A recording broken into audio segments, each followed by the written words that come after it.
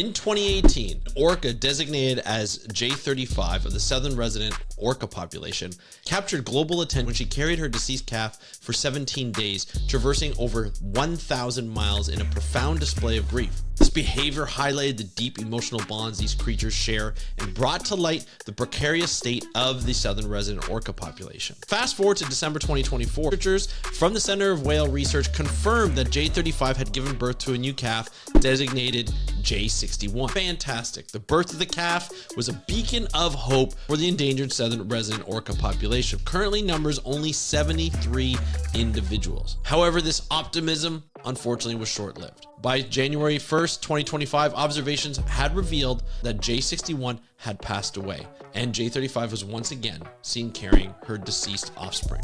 We're going to talk about the significance of this. We're going to talk about why this particular orca is found doing this twice and for so long on this episode of the How to Protect the Ocean podcast. Let's start the show. Hey everybody, welcome to a somber episode of the How to Protect the Ocean podcast. I'm your host, Andrew Lewin. This is the podcast where you find out what's happening with the ocean, how you can speak up for the ocean, what you can do to live for a better ocean by taking action. And on today's episode, we're going to be talking about the death of J61. Not a very enlightening episode, not a hopeful episode, but one of a cautionary tale to say, hey, you know what? This Southern Resident Orca population is in trouble. We're going to talk about why it's in trouble. We're going to talk about why it's so fragile and why these calves continue to die. There's only a 20% success rate in their survival. A lot to cover today, but before we do, I just want to remind people, if this is your first time here, I know it's the beginning of 2025. This is your first time here. You're wondering what you can do to find out how to protect the ocean, what you can do more to protect the ocean. Just stay tuned to this podcast. If you want to find out more episodes and you don't want to just look on your podcast app, you can go to our website at speakupforblue.com. That's speakupforblue.com, all one word. And you can find out all of our shows. You can find out also shows of our other podcasts, the Beyond Jaws podcast, as well as others like Aqueducts and the Fancy Scientist and Wildlife podcast. You'll be able to find a lot of information on there. All you have to do is go to speakupforblue.com. And if you want to join a community, I am putting a community together, and it's going to come very shortly in a new project that I'm working on that's going to be launched at the end of this month. So if you want to do that, all you have to do is go to speakupforblue.com/community. That's speakupforblue.com/community. There's going to be a link in the description below. So look for that, click on it, put in your email, and you'll be added to that list. And when we release and launch the community, you'll be able to be a part of it, one of the first ones. So join that community, speakupforblue.com/community, because it's a community that is going to be required to protect not only these orcas, but the ocean. And we're going to help you do that. So unfortunately, the recurrence of this tragic event has prompted the reflection within the scientific community. Dr. Michael Weiss, research director of the Center of Whale Research, noted that while it's not uncommon for orcas to carry their dead calves, the duration observed in J35's case is exceptional. So it's a little bit unique. Michael Weiss stated, "It's interesting that it's the same whale doing the same behavior again. It seems to suggest that there's something about her as an individual that makes this behavior more prominent." So the Southern Resident Orca population faces multiple threats. The primary prey Chinook salmon is really, really low. Exposure to pollutants and disturbances from vessel noises also affect their population. These factors contribute to a high calf mortality, with studies indicating that only 20% of orca calves survive their first year. I want you to think about this for a little bit. We have orcas that are long-lived species. They live in the wild. Can live for like 30, 40, 50, 60, 70, even 80 years old. They're a very long-lived species. It takes a while to get to sexual maturity. And for this population to continue to thrive, they have to be reproducing 1, 2, 3, maybe even 4 calves a year.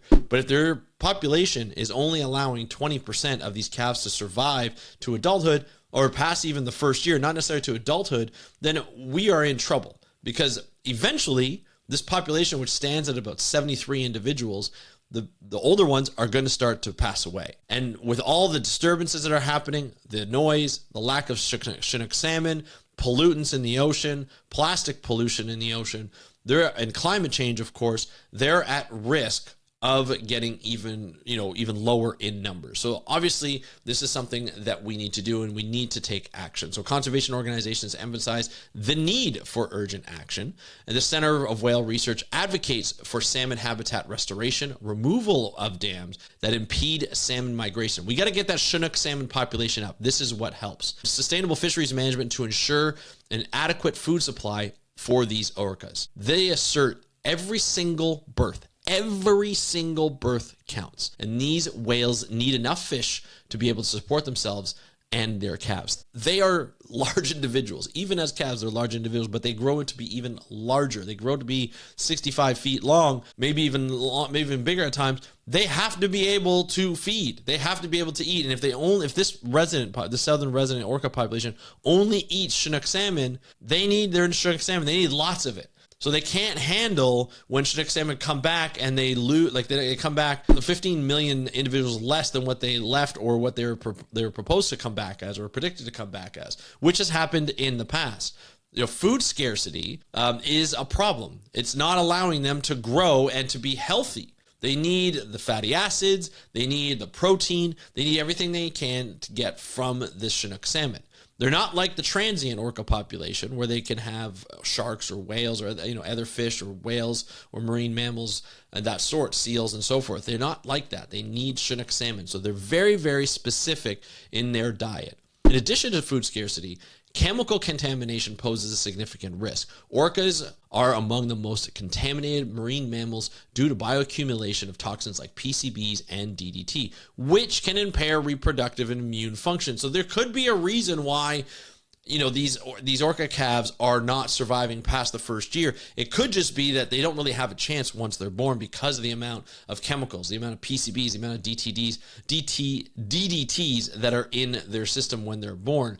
Addressing pollution sources is crucial for their survival. So this loss of J61 is a stark reminder of the fragility of this Southern Resident Orca population. However, there is a glimmer of hope. Another calf, J62, has been born in the J-pod, and it appears to be doing quite well. We're going to cross our fingers on that, knock on wood, knock on everything. The mother and sex of the calf are yet to be identified, but its birth offers a beacon of optimism amidst the challenges. Even though there's still a small chance that this orca calf will live past the first year, it looks like it's doing pretty well. And hopefully this J-pod can grow by this other calf, like just by one. Even if they grow by one, it helps. But I got to remember, this is a long-lived species, so hopefully it's a female, so that it has some reproductive ability later on, and it could birth a number of different individuals. But as we reflect on J35's story, it's imperative to recognize the broader implications for marine conservation.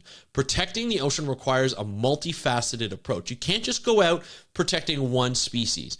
Addressing issues from habitat restoration to pollution control is extremely important. By supporting conservation initiatives and advocating for sustainable practices, each of us can contribute to the preservation of these majestic creatures and health of our ocean. I can't tell you enough how hard and how complex it is to protect the ocean. I say this every episode. It's not an easy thing. You can't just go out and protect these wonderful species. It's not just that easy. They're in danger. They're already protected. There's no need to further protect just that species. You have to address the pollution. You have to address the changes in their environment, from climate change to ocean noise. With climate change brings more ocean noise, believe it or not. There's more shipping going on. There's shipping going on north of Canada through the Northwest Passage, but there's also increased shipping along the West Coast where these orca resident populations are.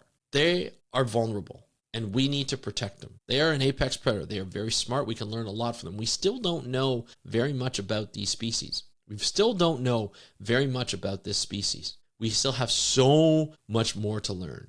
And what comes with learning about them could help us in the future as humans. They are very similar to us. And there's strong cultural connections to indigenous populations within the area, within Puget Sound, right, within the BC coastline. This is very important for the people who have a cultural tie to the species. In some indigenous populations, their ancestral souls will go into orcas, and they're believed to become orca populations. Very similar to Avatar 2, where they cover that, where the souls of the indigenous people within, like the water people within that movie, went to the whale population of whatever they called those whales. I forget what they called those whales. And so a death of those whales meant a death of one of their ancestors. And that deep connection was lost. And that obviously isn't good, not only from a cultural perspective, but also from a biological and ecological perspective. So protecting these species requires, not only do we protect the species themselves and observe them and find out what we can, but we also have to protect what's around that. We have to protect the water. That means controlling what goes into the water and keeping certain harmful things out. There are ports along that coastline that are not only in the US, but in Canada. Very important ports, all up and down that coastline. And there are chemicals that come out of that. There are spills that happen, oil spills. There are spills from whatever's being shipped. There's potential non-point sources and point sources. So point sources are where we know what's coming out, or a pipeline of some sort of what's going in. So it could be wastewater, it could be anything, right? Sewage water, it doesn't matter. We know that it's coming out at a specific point. It's at a pipe or something like that, but it's at a specific point. Non-point sources is where we just can't track where they're actually coming from. But we have to take water samples all up and down the coast to find out where these contaminants are coming from. Then we have to look at the prey. Bioaccumulation in orcas happens because they're eating so many fish. So bioaccumulation is happening in the fish. So it's going all the way down the food web. And when it comes up the food web, it accumulates in each of the bodies. So as the bodies get bigger and bigger, they eat more and more prey that are contaminated. They get that contamination goes into the tissues. And when it gets up to the orcas, then that's how they start to deteriorate. They're not as healthy and they're not as fit to not only give birth, but also to nurse a newborn calf in this situation. And I'm not blaming J35 for anything, right? She is just a product of her environment. But that could be one of the reasons. We don't know for sure, but that could be one of the reasons why J61 passed away. But there is new hope, and they're going to be looking at J62 to be that new hope. Hopefully, J62 survives. In the meantime, we are observing J35 mourning the loss of her young, her second, called J61, and she's going to be carrying this around for a few weeks. And she's going to be showing the world that, hey, you know what? There's something wrong here. And my calf has died because of it. We are doing something wrong. Now, there's a lot of people out on social media who are looking at different aspects of, what is happening here, the significance of the mourning process. Scientists are looking at this is a mourning process. It's very unique to J35 in this situation that we know of, where she floats the calf for more than, 2 to 3 weeks.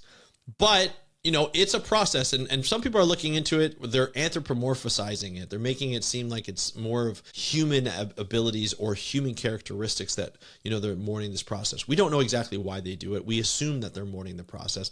The songs that are coming out, the noises that are coming out of the orcas seem like it's a somber conversation that's happening. But this is how they get over it. They're extremely sensitive species, and they definitely have that emotional intelligence. But we can't look too far into it, and we can't get too down in what we see happening right now. There are ways that you can mourn. There are ways that you can help. And I'll put some of the conservation organizations, especially the organizations that I've mentioned in here, which is the Orca Whale Research, I believe. What's it called? The Center of Whale Research. And we will find out how you can donate to support this organization in observing not only the Southern Resident Orca population, but other orca populations in the region to make sure that they're doing well as well. You got to remember, these orca populations for the Southern residents have had a really traumatizing past number of decades, going back to the 1970s, where many of them were taken.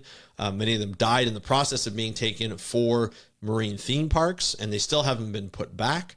A lot of them have died in that process. The big loss was when they took about 50 individuals from that population. Now there's only 73 left. They've had a really tough time recuperating because of the lack of prey. There's ways to get around that. There's ways to increase the Chinook population, and that is to tear down dams. That is to make sure that that pollution is in better control. And that comes to government. That comes putting pressure on government to make better policies and make sure they follow the policies that they have already. So that's a big thing that we need to find out when you hear these stories. It's not only that you feel sad for these orcas, but there's action to be taken, and there's action that you can go through organizations like the Center of Whale Research, but also other nonprofit organizations local to the area that have a really good beat on what's happening in that area, what's happening with the policy. They can inform you better, and they can show you where you can put your action into use. Check those out in the links below. That's it for the episode today. Sorry to start off the week with such a bad episode in terms of topic wise, but I feel like it's something that we need to discuss. It's something that needs to be addressed. It's being covered all over the place. And what I don't want people to do is just to look at this and be like, oh man, these orca species, they're done for.